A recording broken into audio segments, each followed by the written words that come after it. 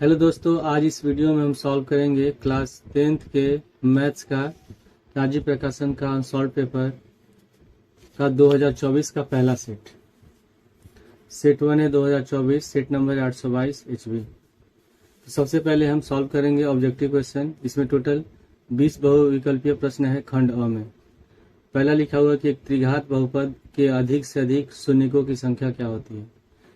तो त्रिघात बहुपद कहते हैं ऐसा बहुपद जिसका घात 3 हो, और द्विघात होता है ऐसा बहुपद जिसका घात 2 है। तो अगर बहुपद का घात क्या होता है, किसी भी बहुपद में जो चर पद है उसका, जैसे लिखा हुआ है यहाँ x² plus bx plus c। तो इसमें x कैसा है, चर राशि है, वेरिएबल है, तो इसका घात 1 है, यहाँ 2 है। तो किसी भी बहुपद में जो अधिकतम घात होता है उसी को हम कहते हैं बहुपद की घात कहते हैं। तो इसमें अधिकतम घात 2 है, तो अगर अधिकतम घात 2 होगा तो इसके 2 शून्यक होंगे। अगर अधिकतम घात 3 है तो 3 शून्यक होगा, 4 घात है तो 4 शून्यक होंगे। तो पहले क्वेश्चन का आंसर क्या होगा, पहले क्वेश्चन का आंसर हो जाएगा 3। उसके बाद दूसरा दिया कि संख्या 140 का अभाज्य गुणनखंड होगा। 140 का हम निकाल लेंगे अभाज्य गुणनखंड। पहले 2 से भाग देंगे 70 बार में, फिर 2 से 70 कटेगा 35 बार में, फिर 5 से 35 7 बार में। तो इसका भाज्य गुणनखंड हो जाएगा 2 गुणे 2 गुणे 5 गुणे 7। तो इसमें 2 बार गुणा है तो हो जाएगा 2 का स्क्वायर गुणे 5 गुणे 7। तो इसका आंसर कौन सा होगा, इसका आंसर हो जाएगा C, 2 का स्क्वायर गुणे 5 गुणे 7। तीसरा है कि भाज्य, भाजक, भागफल और शेषफल में क्या संबंध होता है। तो इसमें जो शेषफल वो क्या होता है कि भाज्य बराबर होता है, C वाला हो गया, भाज्य बराबर होता है भाजक गुणे भागफल प्लस शेषफल। भाज्य होता है जिसमें हम भाग देते हैं, भाजक होता है जिससे भाग दिया जाता है, और भागफल भाग देने पर जो आंसर आता है उसको भागफल कहते हैं, और जो शेष बचता है उसको कहते हैं शेषफल। तो इसका आंसर क्या हो जाएगा, C होगा। चौथा दिया है कि रैखिक समीकरण x प्लस 2y प्लस 5 बराबर 0 तथा -3x माइनस 6y प्लस 1 बराबर 0 के युग्म का हल होगा। बताना अद्वितीय, 2, अपरिमित रूप से अनेक या उपयुक्त में से कोई नहीं।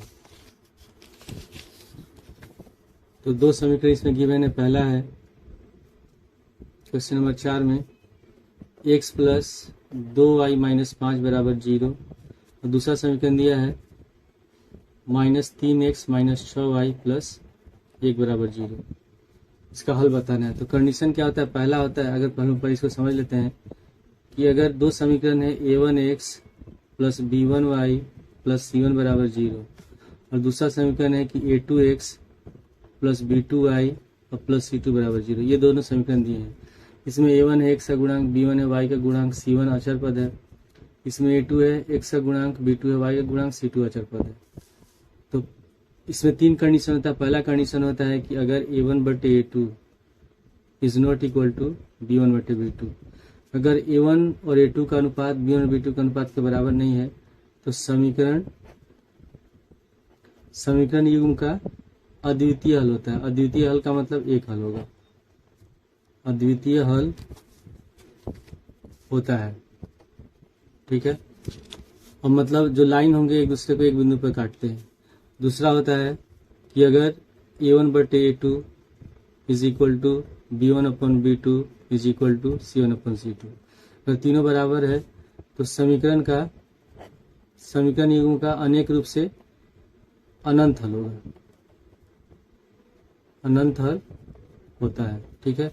और तीसरा कंडीशन है कि अगर a1/a2 बराबर है b1/b2 के नहीं बराबर, यानी कि is not equal to c1/c2, तो इसका कोई हल नहीं होता है, कोई हल नहीं होगा। यानी कि जो रेखाएं होती है वो समांतर होंगी ऐसे, और इसमें होती है समपाती, जैसे एक लाइन गया और इसके ऊपर भी दूसरा लाइन चला गया। तो इसमें हम निकाल लेंगे a1 a2, इसको हल कर लेते हैं। ये पहला समीकरण है तो a1 लिखेंगे, तो इसमें एक सब के बगल में कोई भी अंक नहीं लिखा है, मतलब इसमें गुणांक इसका क्या होगा, 1 होगा। a1 बराबर 1 लिख देंगे, b1 बराबर 2 है, और c1 बराबर होगा -5। फिर हम निकाल लेते हैं इसमें a2 बराबर -3 y का गुणांक -6 है, तो b2 बराबर -6 और c2 बराबर 1। ठीक है, अब हम इसमें यहाँ निकाल लेते हैं, इसमें फाइंड कर लेते हैं a1/a2 का मान। तो ये 1/-3, तो माइनस तो हर में लगाते नहीं है, तो हो जाएगा -1/3।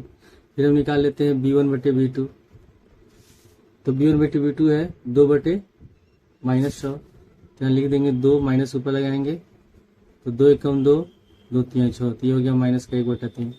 फिर हम निकाल लेंगे c1/c2, तो हो जाएगा -5/1।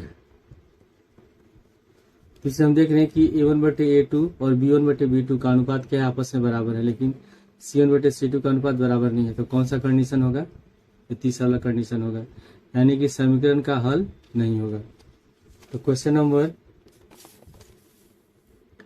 4 का आंसर हो जाएगा, पहले दिया अद्वितीय, फिर दिया है 2, फिर दिया है अपरिमित रूप से अनेक, और डी होगा उपयुक्त में से कोई नहीं। ठीक है, क्योंकि इसका कोई हल नहीं है, तो इसका आंसर हो जाएगा डी। फिर दिया है कि 5वां समांतर श्रेणी -5, -1, 3, 7 का सारवंतर होगा। क्वेश्चन नंबर 5 में समांतर श्रेणी दिया है -5, -1, 3, 7, और इसका हमको सारवंतर निकालना है। तो सारवंतर निकालने के क्या करते हैं, हम दूसरे पद में से पहले पद को माइनस करते हैं, या तीसरे पद में से दूसरे पद को माइनस करेंगे। तो दूसरा पद हमारा -1 है, फिर माइनस लगाएंगे, पहला पद है -5, तो ब्रैकेट में लिख देंगे -5। सारवंतर को हम लोग डी से सूचित करते हैं, तो हो जाएगा -1 माइनस प्लस 5, तो 5 में से 1 घटाएं कितना हो जाएगा 4। तो इसका आंसर क्या हो जाएगा, इसका आंसर होगा डी 4। इसके बाद है फिर क्वेश्चन नंबर 6, इसमें दिया है कि द्विघात समीकरण x² plus bx plus c बराबर 0 का व्युत्कर क्या होता है। तो द्विघात समीकरण का व्युत्कर होता है d बराबर b² माइनस 4ac, c वाला आंसर होगा b² माइनस 4ac। उसके बाद 7 है कि दो बिंदु हैं 2, 3 और 4, 1 के बीच की दूरी क्या होगी। क्वेश्चन नंबर 7 में दो बिंदु दिया है, पहला बिंदु है हम लोग का 2,3 और दूसरा बिंदु दिया हुआ है 4,1, और इसके बीच की हमको दूरी निकालनी है। तो दूरी सूत्र होता है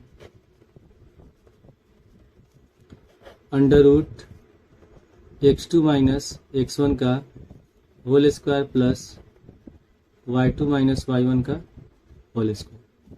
तो इसमें जो पहला बिंदु होगा, इसमें होगा हमारा ये x1 है, ये y1 है, ये x2 है और ये है y2। तो इसी के अनुसार इसका मान रख देंगे। तो पहले x2 इसमें कितना है 4, तो 4 लिखेंगे, माइनस x1 है 2, यहाँ 2 लिख देंगे, 4 माइनस 2 का होल स्क्वायर प्लस y2 है 1, तो 1 लिखेंगे माइनस, और y1 कितना है 3 है, यहाँ 3 लिख देंगे। तो 4 में से 1 घटाएंगे, 4 में से 2 घटाएंगे 2, तो 2 का होल स्क्वायर और 1 माइनस 3 हो जाएगा -2 का होल स्क्वायर।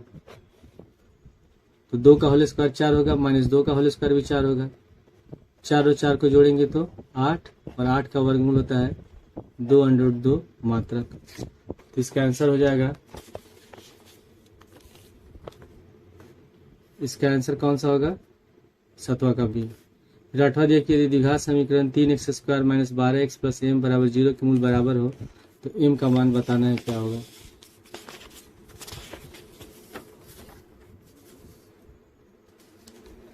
क्वेश्चन नंबर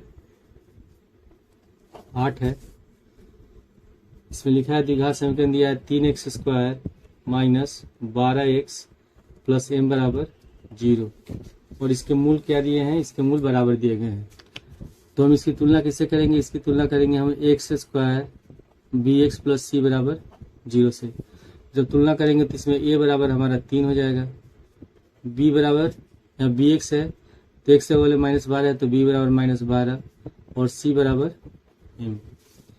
तो दिया कंडीशन किसमें क्या है, मूल बराबर है, मूल बराबर है।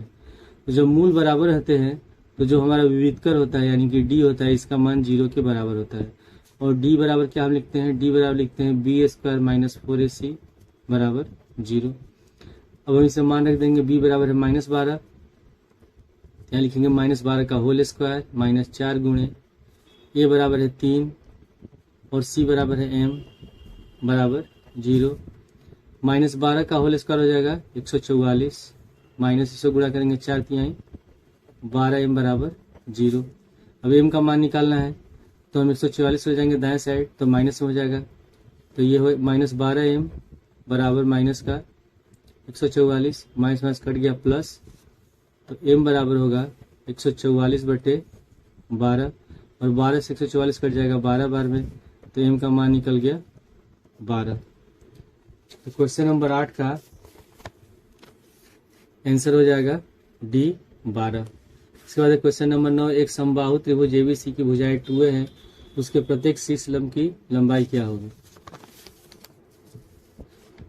क्वेश्चन नंबर 9, समबाहु त्रिभुज दिया हुआ है, समबाहु त्रिभुज। समबाहु त्रिभुज क्या होता है, ऐसा त्रिभुज जिसकी प्रत्येक भुजाओं का माप बराबर हो। इसमें सबका माप कितना दिया है 2a, ये भी 2a है, ये भी 2a, यानी इसका शीर्ष लंब बताना है, यानी कि इसकी ऊंचाई। ये एक शीर्ष लंब हो गया, दूसरा ये शीर्ष लंब हो गया और ये तीसरा शीर्ष लंब हो गया। तो लिखा प्रत्येक शीर्ष लंब की लंबाई बताए, यानी कि तीनों का जो माप होगा एक ही होगा। तो समबाहु त्रिभुज का शीर्ष लंब कहते हैं या इसको कहते हैं ऊंचाई।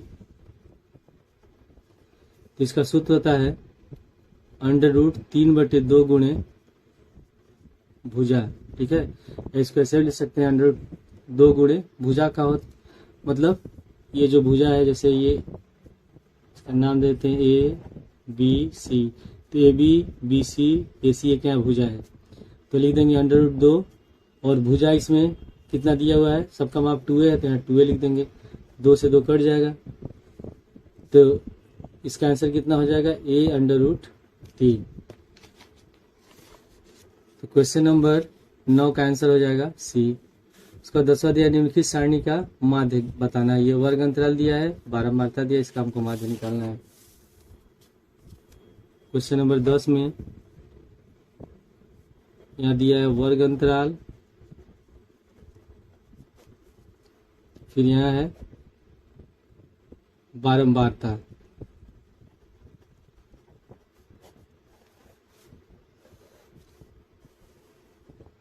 वर्ग अंतराल दिया है इसमें 1 से 5,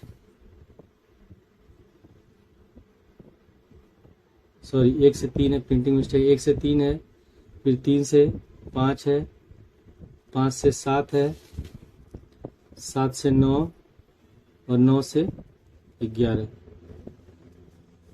और इसका बारंबारता दिया हुआ है 3, 2, 4, 2 और 3। तो इस जब हम माध्य निकालते हैं तो जब वर्ग अंतराल दिया रहता है तो हम क्या करते हैं, सबसे पहले हम निकालते हैं वर्ग चिन्ह निकालते हैं।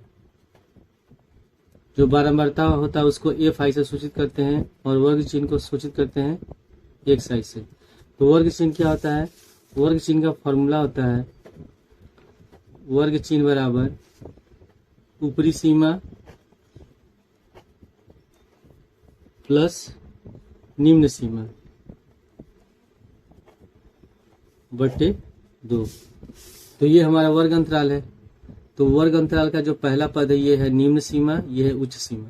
तो दोनों को जोड़ के 2 से भाग दे देंगे, 3 और 1 जोड़ेंगे 4 होगा, 4 को 2 से भाग देंगे 2, फिर 3 और 5 जोड़ेंगे 8, 8 को 2 से भाग देंगे 4, ठीक है। तो अब सबका अंतर हम देख रहे हैं, सब में 2-2 का अंतर है। तो जब हम एक वर्ग चिन्ह निकालेंगे तो सब में 2 जोड़ते जाएंगे तो अगला आंसर आता जाएगा। 4 में 2 जोड़ेंगे 6 हो जाएगा, फिर 8, फिर 10। इसके बाद फिर हम निकालते हैं इसमें Fi गुणे xi, ये हम निकालेंगे इसका मान। तो मतलब जो बारंबारता है और जो वर्ग चिन्ह इसको गुणा करेंगे, 3 में 2 से गुणा कर देंगे 3 दूनी 6, 2 में 4 से गुणा करेंगे 4 दूनी 8, 4 में 6 से गुणा करेंगे 4 छक्के 24, 2 में 8 से गुणा करेंगे 8 दूनी 16, 3 में 10 से गुणा करेंगे 30, ठीक है। अब हम बारंबारता को जोड़ लेंगे, तो जोड़ेंगे तो यहाँ लगाएंगे सिग्मा Fi, इसको जोड़ेंगे 3 2 5 4 9 2 11, 11 और 3 14, इसको भी जोड़ देंगे। तो यहाँ जब जोड़ेंगे तो लिखेंगे यहाँ सिग्मा Fi xi। तो 6 8 14, 4 18, 6 24 का 4, हासिल बचा 2, 3 2 5 1 6 2 8, 84 निकल गया। तो माध्य का फॉर्मूला क्या होता है, माध्य जो होता है उसको x बार सब्स्टिट्यूट करते हैं, तो x बार बराबर sigma F I x I upon sigma F I. तो सिग्मा एफ आई एक्स आई कितना है, ये 84 है, और सिग्मा एफ आई ये 14, तो 14 से 84 काट देंगे 6 बार में, इसका आंसर हो जाएगा 6। तो 10वें का क्वेश्चन हो गया, आंसर हो गया डी का 6। सो 11 दिया कि साइन 27 डिग्री बटे कॉस 63 डिग्री का मान क्या होगा। ये तो हमारे सिलेबस में नहीं है, लेकिन फिर भी हम लोग इसको सॉल्व कर लेते हैं। क्वेश्चन नंबर 11 ये दिया हुआ है साइन 27 डिग्री बटे कॉस 63 डिग्री। तो एक फॉर्मूला होता है कि कॉस 90 माइनस थीटा बराबर साइन थीटा, ठीक है, ये फॉर्मूला होता है। तो हम अगर साइन 27 है तो साइन को अगर हम, या कॉस 63 है, तो अगर हम कॉस 63 लिखा हुआ है, अगर 90 में से हम 27 घटा दें, कॉस 63 को क्या लिख सकते हैं हम, कॉस 63 को लिख सकते हैं कॉस 90 माइनस 27।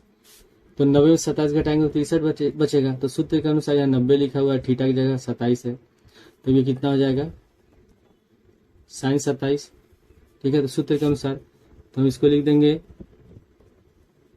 साइन 27 डिग्री बटे कॉस 90 माइनस 27।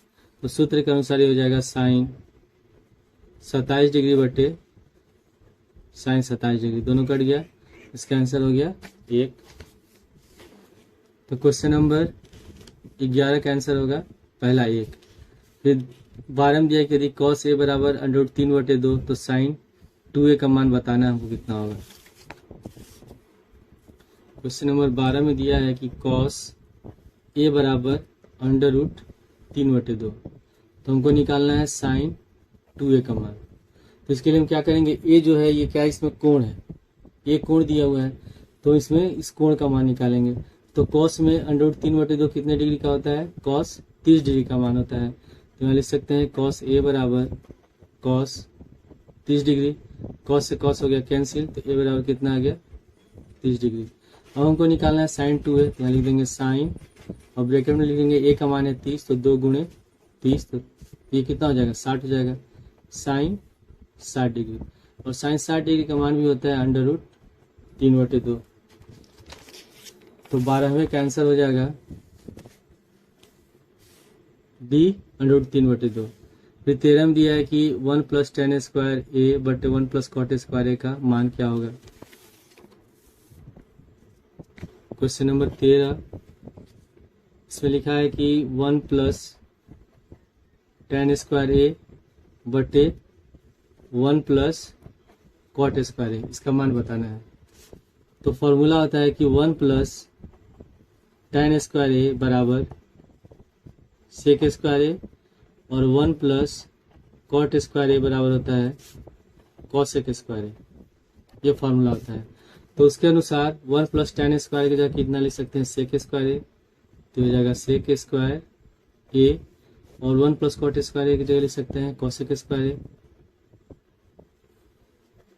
फिर एक और फॉर्मूला होता है, सेक थीटा बराबर होता है 1/cos थीटा। जो सेक होता है वो कॉस का उल्टा होता है, और उसी तरह कॉसेक थीटा को लिख सकते हैं 1/sin थीटा। तो हम sec² a को लिख सकते हैं 1/cos² a, और cosec² को लिख सकते हैं 1/sin² a। तो ये sin² a ऊपर चला जाएगा, 1 से गुणा हो जाएगा, तो हो जाएगा sin² a, और नीचे बटे cos² a। तो साइन बटे कॉस, साइन थीटा बटे कॉस थीटा बराबर होता है tan थीटा। तो sin² बटे cos² a बराबर कितना हो जाएगा tan² a। तो क्वेश्चन नंबर 13 का आंसर क्या हो जाएगा, 13 का होगा डी। उसके बाद क्वेश्चन नंबर 14 में दिया कि sin 2a बराबर 2 sin a, तो सत्य होगा जब a बराबर है। तो पहला मान दिया है 0, तो अगर हम यहाँ पहले 0 पे चेक कर लेते हैं इसका आंसर है कि नहीं।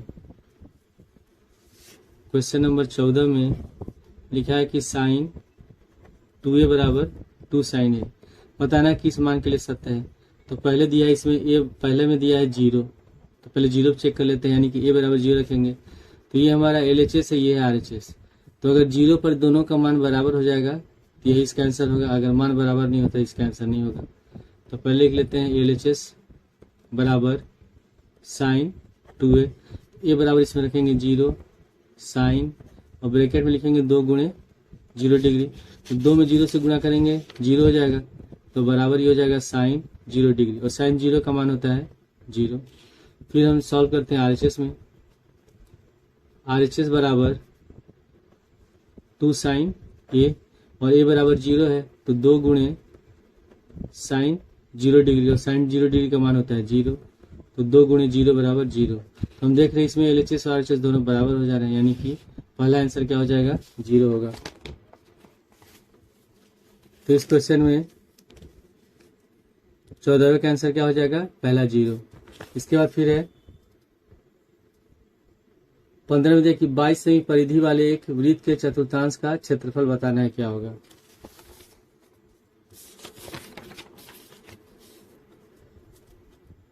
ये वृत्त दिया है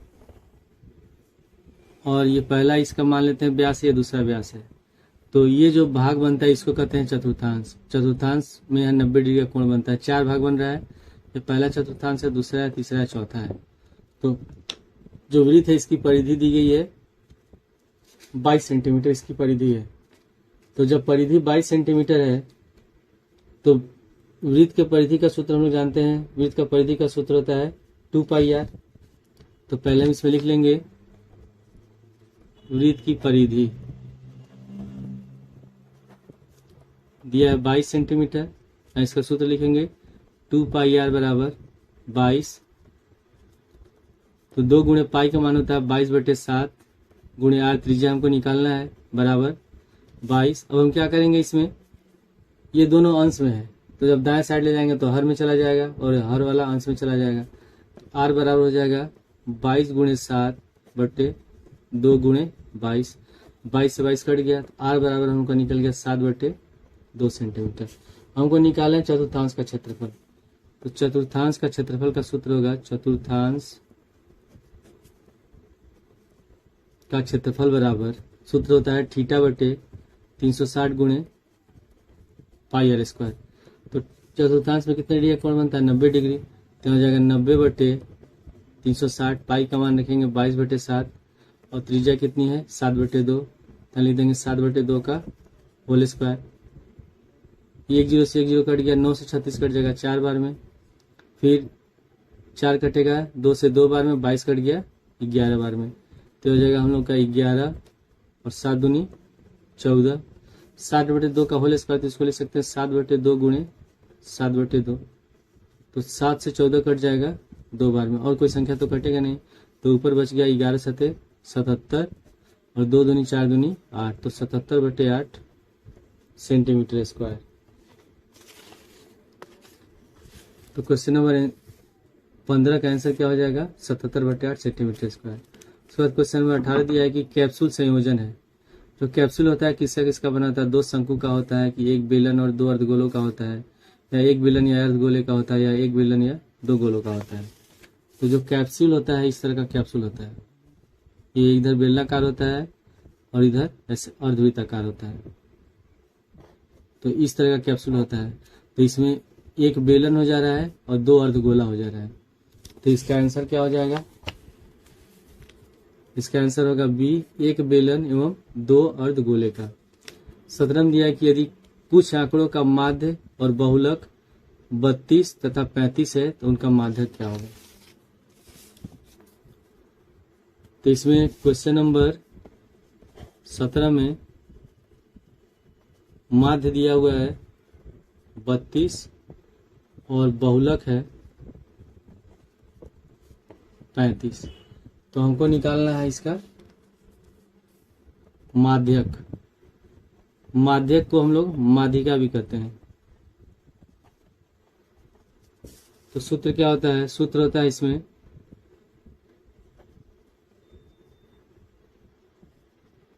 या ऐसे भी लिख सकते हैं 3 गुणे माध्यिका या माध्यक बराबर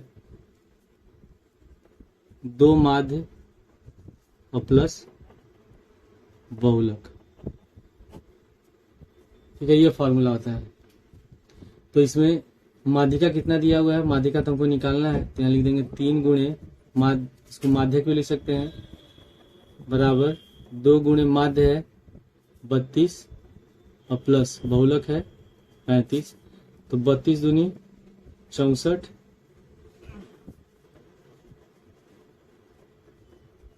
और प्लस 35, तो 3 गुणे माध्यक बराबर 64 और 35 को जोड़ेंगे तो हो जाएगा 99।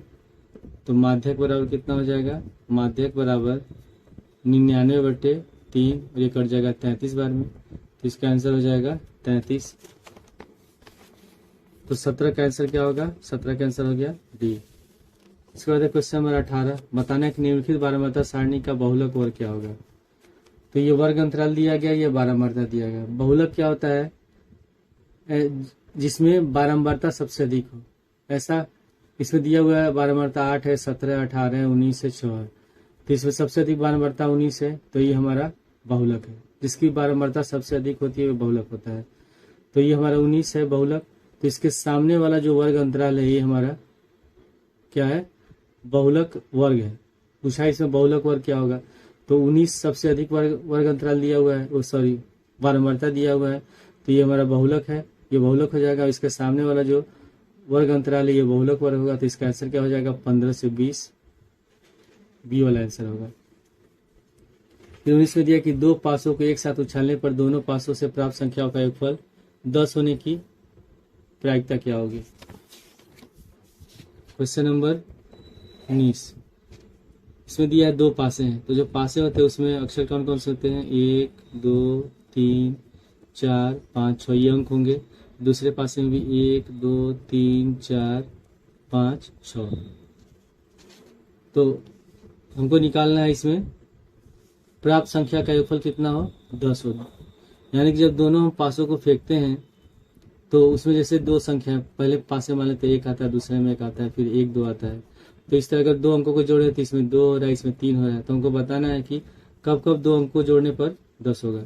तो इसके लिए हम क्या करते हैं, इसमें निकाल लेंगे हम लोग, इसमें इसका जो क्या कहते हैं पॉसिबल आउटकम है, यानी कि जो तो कुल घटना है उसको हम निकालेंगे।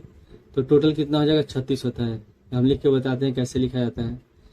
यहाँ 1 से लेकर 6 तक दिया है, 1 से लेकर 6 तक दिया है।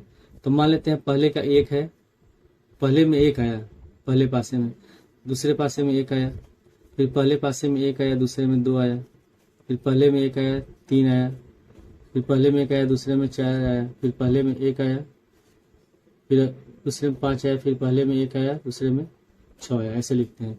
यहाँ लिखेंगे 2 1 2 3 2 2 2 3 2 4 2 5 और 2 6, ऐसे लिखते जाएंगे। तो टोटल हमारा होगा 36 हो जाएगा, यानी कि कुल घटना जो होगा वो 36 हो जाएगा। और इसमें हमको पूछा है कि 2 अंक को जोड़ने पर 10 होगा। तो 10 कब होता है, जब 6 या 4 आए, क्या क्या आएगा, 6 और 4 आएगा तब 10 होगा, 4 4 होगा, 5 और 5 आएगा तब 10 होगा, ठीक है, और 4 और 6 आएगा तब 10 होगा। और कोई ऐसा अंक नहीं है जिसको जोड़ने पर हमारा 10 आ जाए। तो या तो एक बार 6 4 आएगा, या 5 5 आएगा, या 4 6 आएगा। तो यानी कि जो हमारा घटना है वो कितना है, टोटल 3 हो जा रहा है, और कुल घटना कितनी है, 36 है। ठीक है, जब हम इसको निकालेंगे तो 36 होगा। तो प्रायिकता हो जाएगा P बराबर 3/36। तो 3 एकम 3 कट जाएगा 12 12 में, तो इसका आंसर हो जाएगा 1/12। तो क्वेश्चन नंबर 19 में इसका आंसर होगा पहला 1/12। फिर दिया कि एक पासे को एक बार फेंकने पर सम संख्या प्राप्त होने की प्रायिकता। तो जब हम एक पासे को फेंकते हैं तो उसमें कितने कितने अंक होंगे, 1 2 3 4 5 6। ठीक है, ये यानी कि कुल घटना जो हो गया हमारा टोटल पॉसिबल आउटकम कितना हो जाएगा, ये हो जाएगा 6। और पूछा है सम संख्या। तो सम संख्या कौन कौन से इसमें 2, 4 और 6, तो 2, 4 और 6। ठीक है, तो इसमें जो हमारा फेवरेबल कहते हैं उसको हिंदी में पता नहीं क्या कहते हैं, तो ये हमारा 3 हो जाएगा। ठीक है, ये घटना सम संख्या कितनी है 3 है, तो इसका जब हम निकालेंगे प्रायिकता तो हो जाएगा 3/6, तो 3 एकम 3, 3/6। जो हमारा घटना होता है उसको ऊपर लिखते हैं और जो कुल घटना होता है उसको नीचे लिखते हैं। तो इसका आंसर कितना हो जाएगा 1/2। तो इसमें 20 का आंसर होगा सी 1/2। अब हम हल करेंगे खंड ब को। ये इसमें वर्णात्मक प्रश्न दिए गए हैं और इसमें पहला क्वेश्चन नंबर 21 है। इसमें जितने भी क्वेश्चन दिए गए सब 2-2 नंबर क्वेश्चन है। लिखा है कि सभी भाग हल कीजिए। पहला दिया हुआ है कि एक घन का आयतन 1331 सेंटीमीटर क्यूब है, तो प्रत्येक भुजा ज्ञात कीजिए। क्वेश्चन नंबर 21 का क, घन का आयतन दिया हुआ है बराबर 1331 सेंटीमीटर क्यूब। तो घन का आयतन का सूत्र क्या होता है, ये होता है भुजा क्यूब, भुजा का होल क्यूब बराबर 1331। जब ये घात 3 हम हटाएंगे, पावर 3 हटाएंगे, तो इधर क्या हो जाएगा क्यूब रूट हो जाएगा, घन मूल हो जाएगा। तो भुजा बराबर हम क्या लिख सकते हैं,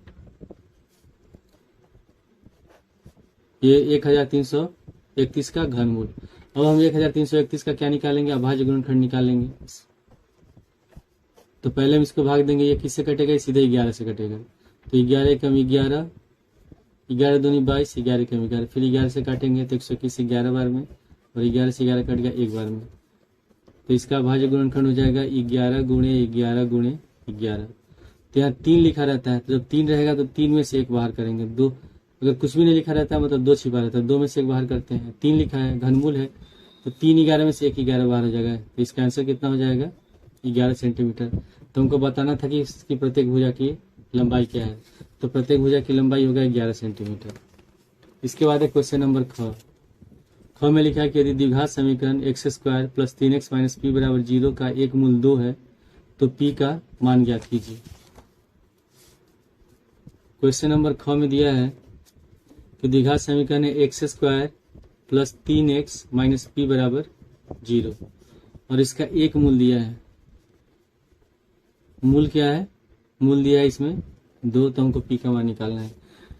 तो कोई भी द्विघात समीकरण दिया रहता है, द्विघात समीकरण को जब हल करते हैं तो x का 2 मान आएगा, x का 2 आंसर आता है, तो जो आंसर होता है उसी को हम कहते हैं मूल कहते हैं।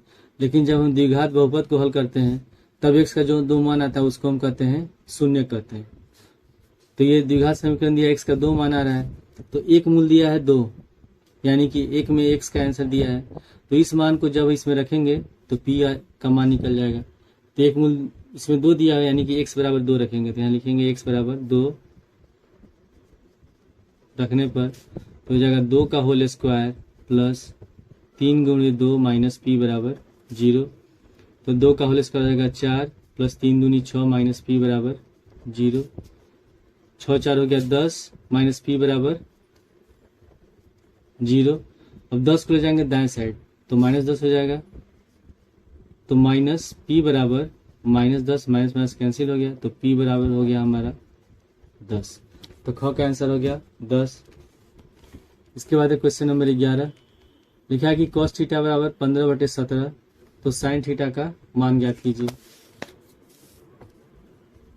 क्वेश्चन नंबर ग में लिखा है cos θ = 15/17, तो हमको निकालना है sin θ का मान। तो इसके लिए हम सूत्र का भी प्रयोग कर सकते हैं, नहीं तो हम इसका अनुपात निकाल पहले हम चेक कर लेंगे कि जो cos होता है ये आधार और कर्ण का अनुपात होता है, यानी कि क्या हमको निकालना है, इसमें लंब निकालना है, और जो साइन होता है ये होता है लंब बटे कर्ण का अनुपात होता है। तो इसमें आधार और कर्ण तो दिया लेकिन लंब तो दिया नहीं, तो हम लंब निकालेंगे। तो पाइथागोरस प्रमेय से लंब बराबर होता है √ कर्ण का स्क्वायर माइनस आधार का स्क्वायर। तो कर्ण कितना है, इसमें कर्ण है 17, तो हो जाएगा 17 का होल स्क्वायर, आधार है 15, 15 का होल स्क्वायर, 17 का होल स्क्वायर होगा 289, 15 का होल स्क्वायर होता है 225, तो घटाएंगे तो बचेगा 64, और 64 का वर्गमूल होता है 8, तो लंब निकल गया 8। तो हमको निकालना है साइन थीटा, तो साइन थीटा बराबर होता है लंब बटे कर्ण, और लंब हमारा कितना है, लंब निकला है 8 और कर्ण है 17, तो इसका आंसर हो जाएगा 8/17। फिर एक क्वेश्चन नंबर घ, इसमें लिखा है निम्नलिखित बारंबारता सारणी का माध्य ज्ञात कीजिए। क्वेश्चन नंबर घ, ये दिया हुआ वर्ग अंतराल, फिर इसमें दिया है बारंबारता।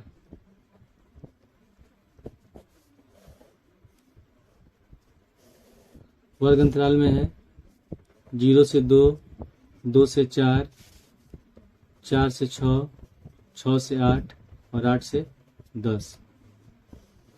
बारंबारता इसमें दिया हुआ है 1, फिर 2, 6, 8 और 3।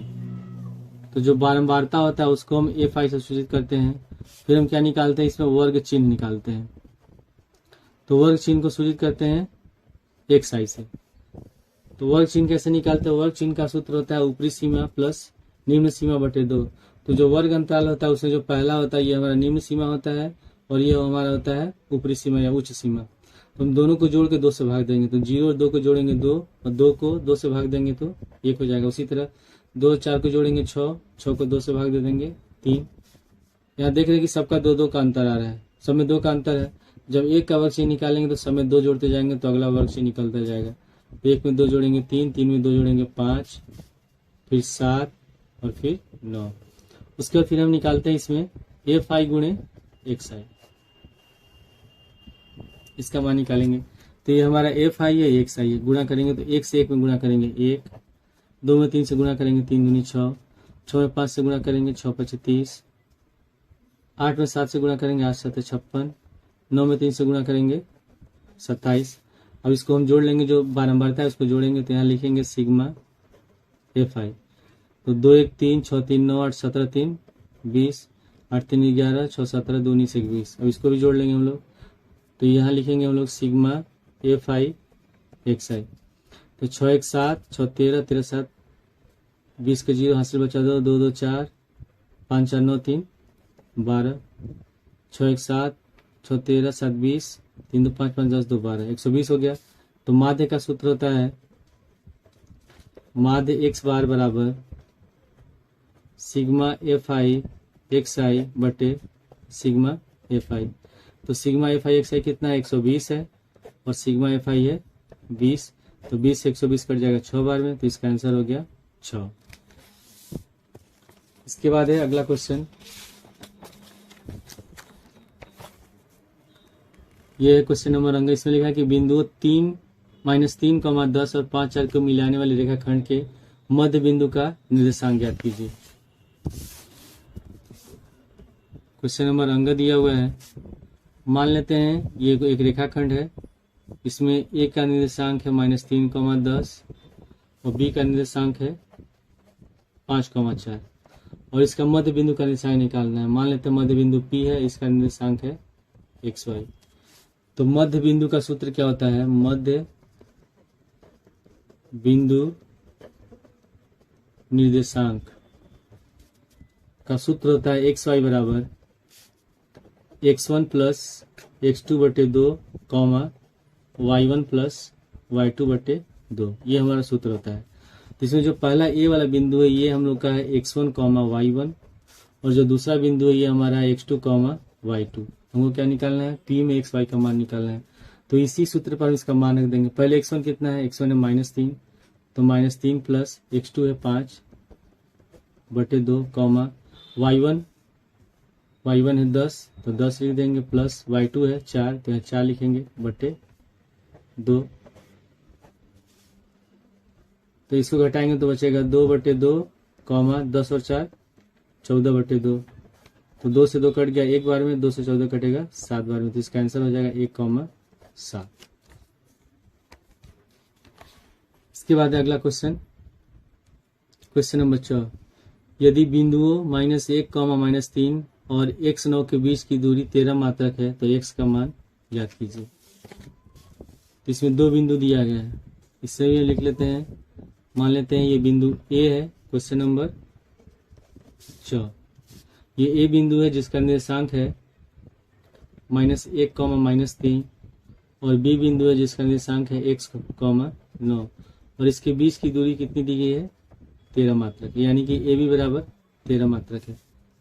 तो हम दूरी सूत्र का प्रयोग करेंगे और ए बी निकालेंगे। तो ए बी बराबर हो जाएगा हम लोग का √x2 - x1 का whole square plus y2 - y1 का होल स्क्वायर। तो जो पहला बिंदु है हम लोग का है x1, y1 और दूसरा बिंदु है x2, y2। तो ए बी कितना दिया है? 13 दिया है, तो हम लिख देंगे 13 बराबर √x2 इसमें कितना है? x2 की जगह x लिखा है तो x लिख देंगे, माइनस x1 की जगह -1, तो जब -1 लिखेंगे तो माइनस हो जाएगा प्लस, तो x + 1 का whole square plus y2 - y1, y2 है 9, y1 है -3, तो जब -3 लिखेंगे तो माइनस हो जाएगा प्लस।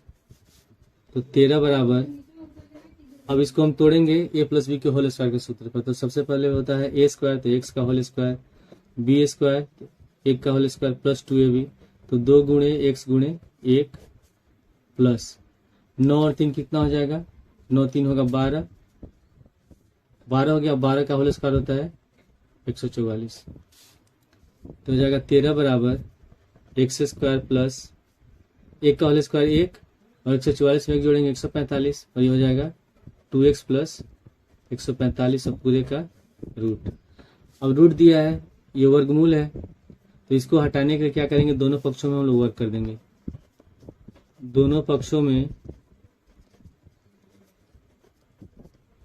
वर्ग करने पर ये होगा 13 का होल स्क्वायर बराबर √x square plus 2x plus 145 का होल स्क्वायर। तो 13 का होल स्क्वायर होता है 169 और जब इसमें हम स्क्वायर हटाएंगे तो ये वर्गमूल जो करनी है हट जाएगा, तो हो जाएगा x square plus 2x plus 145। ठीक है। अब अगर हम 169 को ले जाते हैं दाएं साइड, 169 को दाएं साइड ले जाएंगे तो माइनस में हो जाएगा और इधर क्या हो जाएगा 0, तो इसको डायरेक्ट सीधा करके लिख सकते हैं x square plus 2x plus 145 minus 169 बराबर 0। तो हो जाएगा x square plus 2x minus 169 है और ये प्लस 145 से घटाएंगे तो माइनस होगा माइनस का 24। अब हमको इसको गुणनखंड करना है तो गुणा करेंगे -24 x स्क्वायर में, तो हो जाएगा -24 x स्क्वायर। अब जो बीच वाला पद है 2x, इसको दो पद में ऐसे तोड़ना है कि जोड़ने घटाने पर 2x हो जाए और गुणा करने पर -24 x स्क्वायर हो जाए। तो 12 दूनी होता है 24 और 12 में से 2 घटाएंगे 10, तो इसको हम लिख देंगे x square plus 12x minus 2x और -24 बराबर 0। इन दोनों में x कॉमन है तो x कॉमन ले लेंगे तो हो जाएगा x प्लस 12। इन दोनों में -2 कॉमन होगा तो यहाँ भी हो गया x प्लस 12 बराबर 0। तो एक ब्रैकेट में लिखेंगे x प्लस 12 और एक ब्रैकेट में लिखेंगे x माइनस 2 बराबर 0। तो एक बार x प्लस 12 को 0 के बराबर लिखेंगे और एक बार x माइनस 2 के बराबर 0 लिखेंगे। तो x प्लस 12 बराबर 0 या x माइनस 2 बराबर 0। तो प्लस 12 को दाएं साइड जाएंगे -12 हो जाएगा, तो x बराबर -12 और x बराबर 2। तो हमको इसमें क्या निकालना था? हमको निकालना इसमें x का मान, तो x का 2 आंसर हो जाएगा -12 या 2।